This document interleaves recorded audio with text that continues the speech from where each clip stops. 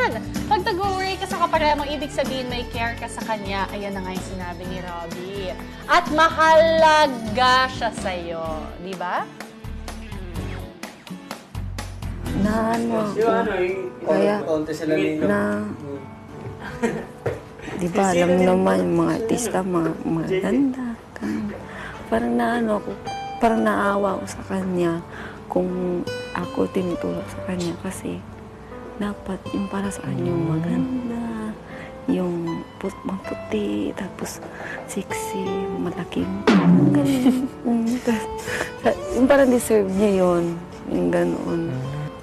Ang dami natutuwa sa'yo. Ibig sabihin parang nagagandaan din sila sa music. Naiiyak ako. Huwag mo kasi isipin na...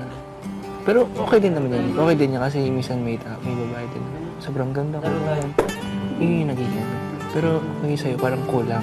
Dagdagan mo. Konti na para maging tama na yung timbla. Konti. Ano ka ba maganda? Para ka ano? Sabi mo, di ba lagi ko sasabihin, ganda mo, May. Mga ba ako nagbibiro nun?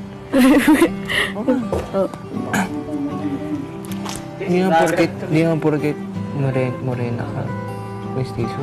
Hindi na kayo bagay. Pero okay din. Maganda naman yung ginagawa.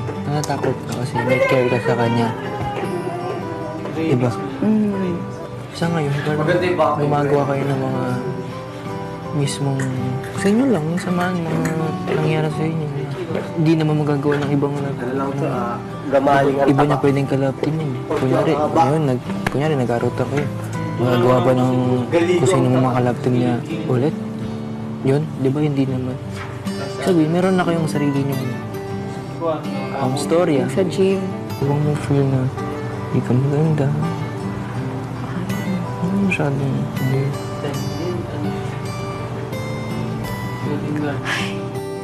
Damat ko yan. Iyak. Pero magsuklay ka. Puso to puso talagang pinag-usapan.